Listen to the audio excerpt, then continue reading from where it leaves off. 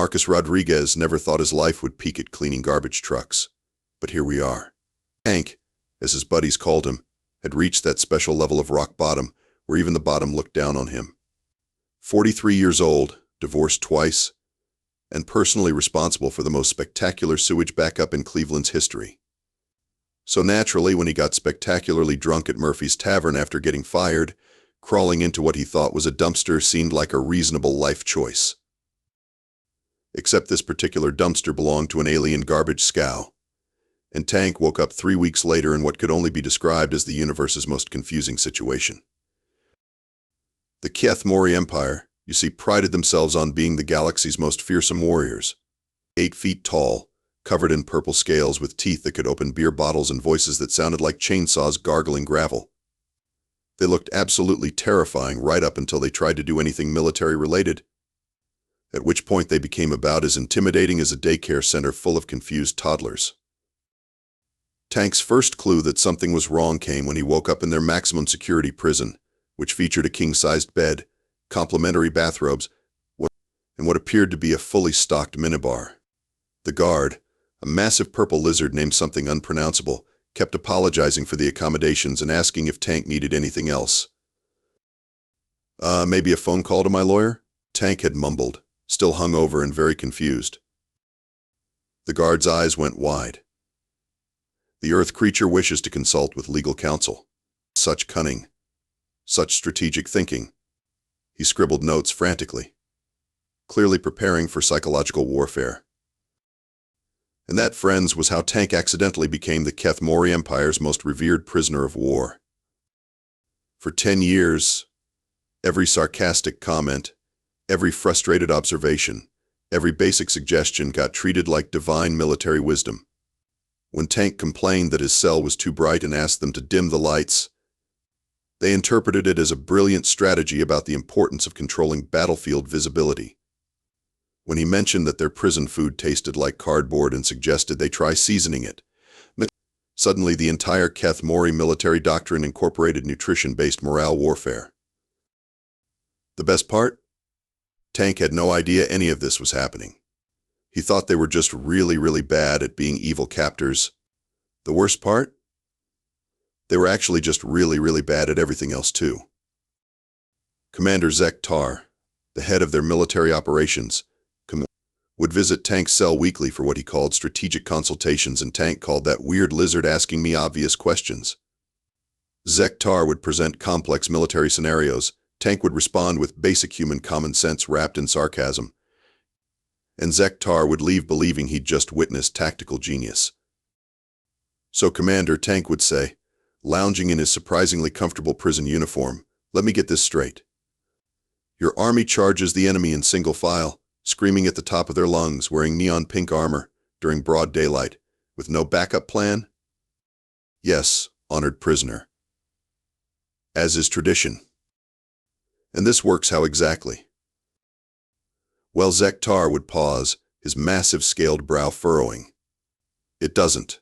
We lose. Every time." "Shocking." Tank would take a sip from his alien coffee substitute, which somehow tasted worse than the prison food. "Absolutely shocking." And Tar would gasp, overcome by the profound wisdom of Tank's observation, completely missing the sarcasm dripping from every word. The legend of the Earth Oracle began with a simple observation about breakfast. Tank had been complaining, as was his daily custom, about the timing of meals in Keth'mori prison. "You know what's really brilliant about you guys? Serving the only decent meal of the day at midnight. Because nothing says efficient military operation like having your entire army half asleep during dinner." Tar had nodded thoughtfully, then disappeared for 3 days. When he returned, he was practically vibrating with excitement.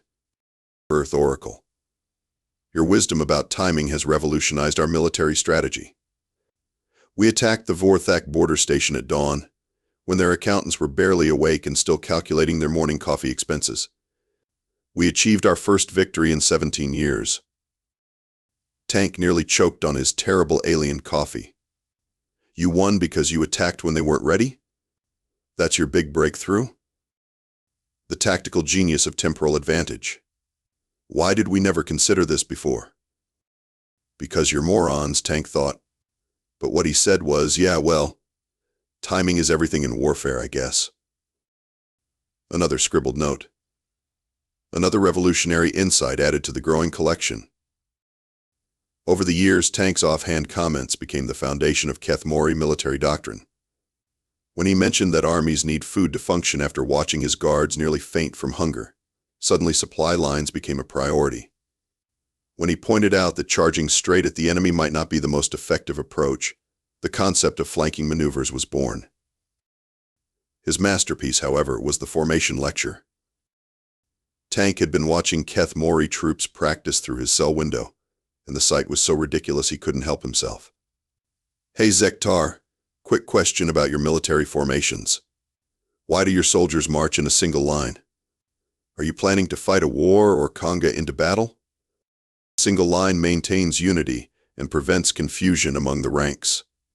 Right, unity. That's why when the guy in front gets shot, everyone behind him just stands there waiting their turn. The silence that followed was the sound of a military mind being blown. What would you suggest, Earth Oracle? Tank sighed dramatically. I don't know. Maybe spread them out?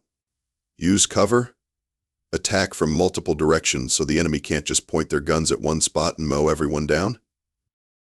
3 months later, the Keth'mori Military Academy had completely restructured their training program around something they called Rodriguez dispersal theory.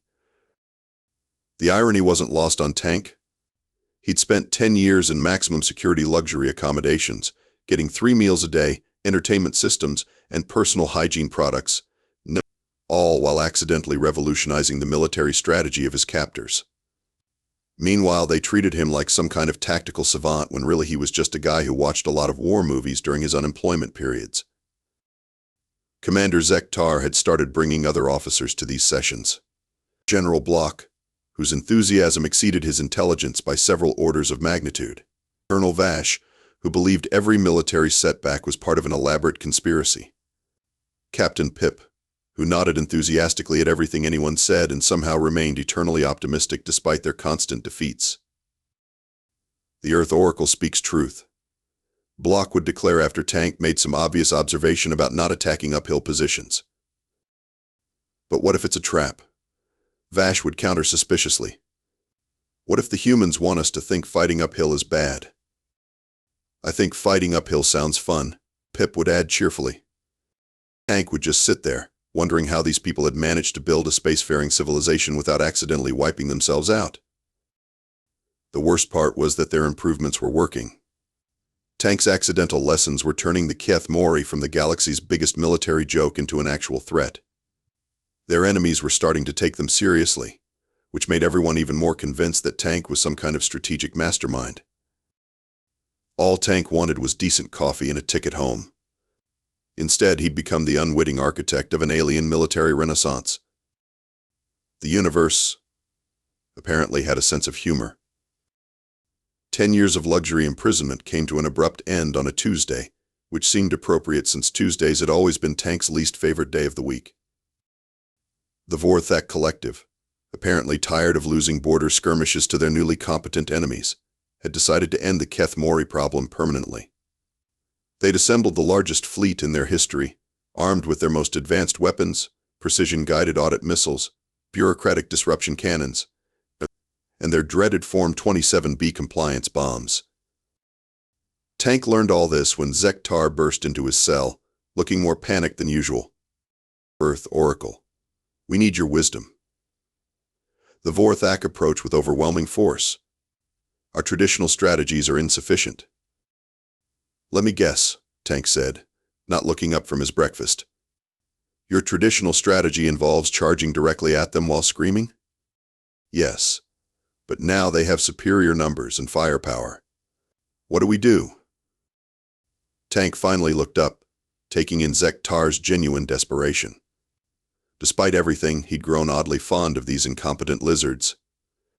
Well, first you might want to let me out of this cell if you actually want my help. And just like that, Marcus Rodriguez went from prisoner to supreme military advisor, complete with his own office, a staff of confused aliens, and a title that sounded impressive but came with absolutely no instruction manual. His first meeting with the Keth'mori High Command was everything he'd expected and worse. General Block greeted him with enthusiasm that could power a small city. Earth Oracle. I am ready to implement your brilliant strategies.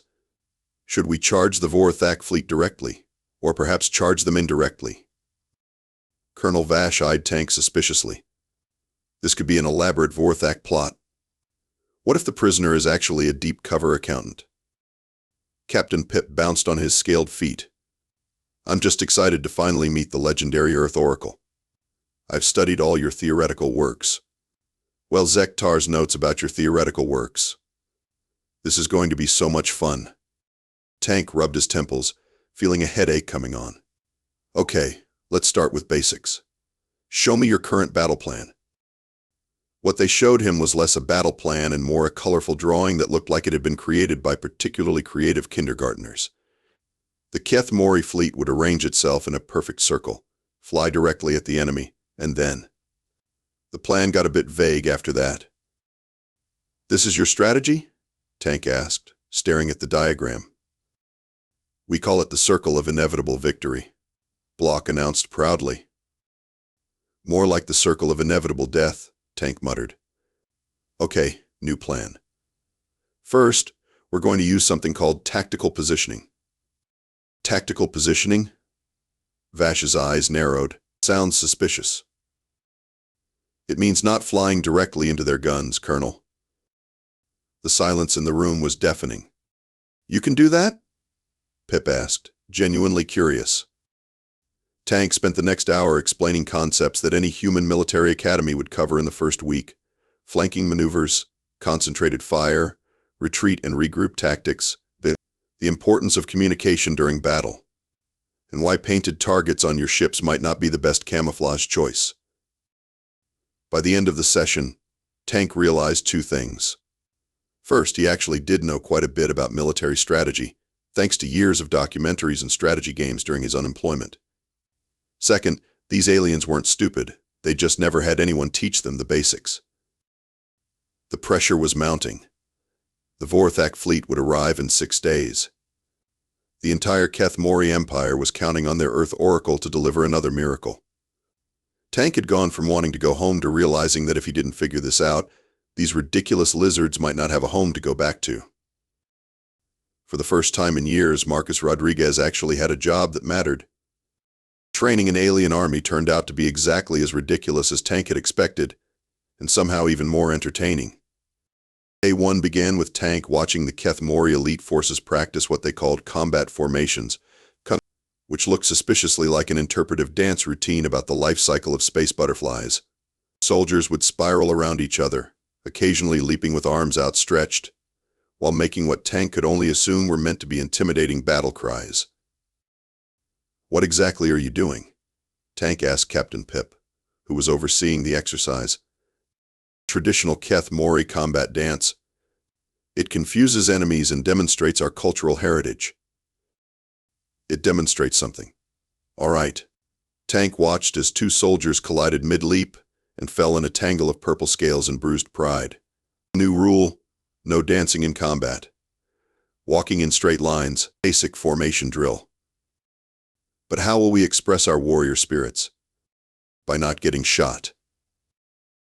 The concept of marching in formation was apparently revolutionary. Tank spent 3 hours explaining why soldiers should face the same direction, move at the same pace, and occasionally stop when someone yells halt. By day 2, they'd almost mastered walking without tripping over each other. The camouflage situation was even worse. Keth'mori military tradition dictated that warriors should be visible to their enemies as a sign of honor and courage. Their standard armor was bright pink with glittery accents and came with optional disco lights. The enemy should know we approach, General Block declared proudly, his armor practically glowing in the hangar lights. The enemy should know you're coming. Sure, Tank agreed. About 30 seconds before you die. New uniform policy, boring colors that blend in with stuff. Private Gleep, Tank discovered, was the exception to every rule. While the other soldiers struggled with basic concepts like point the gun at the enemy and don't shoot your own feet, Gleep displayed natural tactical instincts that would have impressed human special forces. The problem was that traditional Keth'mori doctrine had been holding him back. "Why don't you use cover during combat exercises?" Tank asked him after watching Gleep instinctively duck behind obstacles while his squad mates stood in the open. "Hiding is dishonorable, Supreme Advisor. Warriors face their enemies directly. Warriors who face plasma cannons directly become dead warriors very quickly." Tank made Gleep his unofficial training assistant. If nothing else, having one competent soldier around made him feel slightly less like he was preparing a comedy troupe for actual warfare. The weapons training was its own special nightmare. Keth'mori tradition emphasized style over accuracy. Soldiers were taught to fire their weapons in elaborate patterns, creating what their instructors called beautiful death flowers in the air. The aesthetic quality of one's weapon's fire reflects the nobility of one's warrior spirit, explained Colonel Vash during a training demonstration that looked more like a laser light show than combat practice. "You know what else reflects warrior spirit?" Tank asked. "Hitting your target." He introduced the radical concept of aiming. Then the equally radical concept of taking cover while aiming. Then the apparently mind-blowing idea that suppressive fire was more effective than pretty fire. Private Gleep picked up these concepts immediately. Most of the others needed diagrams. The breakthrough moment came during a mock battle exercise. Tank had divided the troops into two groups, one using traditional Keth'mori tactics, the other using his basic human military principles. The traditional group performed their combat dance, created beautiful weapon fire patterns, and charged directly at the enemy while maintaining perfect formation visibility. They lost in under 3 minutes. But we followed proper protocol. Block protested as his team was declared eliminated. "Protocol doesn't stop bullets," Tank replied. "Gleep, show them what your team did differently." Gleep's team had used cover, concentrated their fire, flanked the enemy, and achieved victory without a single casualty. More importantly, they'd done it while looking like actual soldiers instead of confused backup dancers. The transformation was remarkable. Within a week, Tank had turned the most hopeless military force in the galaxy into something that resembled a professional army. They still had their quirks and cultural traditions, but now those traditions included things like staying alive and winning battles. As the Vorthak fleet approached, Tank realized something that surprised him. He was actually starting to enjoy this job. These aliens might be ridiculous, but they were his ridiculous aliens now. The real test was coming. The Vorthak collective arrived exactly on schedule. Because of course they did. Their entire civilization was built around punctuality, proper documentation, and the systematic elimination of inefficiency. Their fleet formation looked like a perfectly organized spreadsheet given physical form and armed with devastating weapons. Tank watched their approach from the Keth'mori Command Center, stress eating something that tasted like crunchy space cardboard but had the caffeine content of 6 energy drinks. Supreme Advisor General Block announced nervously, "The enemy fleet has arranged itself in formation Delta 77, as predicted by their Standard Operating Procedures Manual, BIDS, Section 12, Subsection 4. "Of course they have," Tank muttered. The Vorthak were so predictable they published their battle plans in advance. "Colonel Vash, are our forces in position?" "All units ready, sir. Though I still suspect this might be an elaborate trap to make us think we're ready when we're actually not ready, but prepared to be unready for their readiness." Tank had stopped trying to follow Vash's logic weeks ago. "Captain Pip, how's morale?" "Everyone's super excited to try out the new tactics. Private Gleep says he's been practicing his flanking maneuvers all week." The Vorthak opened communications with their typical efficiency. Their commander, Admiral Keth'mori, appeared on the view screen looking like a cross between a praying mantis and a tax auditor. "Keth'mori forces," the Admiral announced in a voice like rustling paperwork. "You are in violation of Galactic Commerce Regulations 445.7 through 2891.3. Surrender immediately and submit to proper administrative processing." Tank leaned back in his command chair, a position he'd never imagined himself occupying. Admiral Keth'mori This is Supreme Military Advisor Rodriguez. I've reviewed your regulations, and I believe you'll find that military conquest without proper environmental impact assessments violates Treaty Section 17.4. The silence on the comm channel was beautiful. You've read the regulations? The Admiral sounded genuinely confused. I've got time. Hank hadn't actually read anything, but years of dealing with government bureaucracy during his sanitation career had taught him that everyone had missed paperwork somewhere. I think you'll find your permits are incomplete. While the Vorthak frantically checked their documentation, Tank activated the Keth'mori battle plan. It was elegantly simple. Instead of charging directly at the enemy like idiots, they would use the Vorthak's predictability against them. The enemy fleet moved in perfect formation, just as their manual dictated. Tank's forces, meanwhile, had split into 3 groups. Group 1, led by Private Gleep, flanked wide left. Group 2 took the high orbital position. Group 3, the largest force, would appear to retreat, drawing the Vorthak into a trap. All units, remember the plan, Tank spoke into the comm system.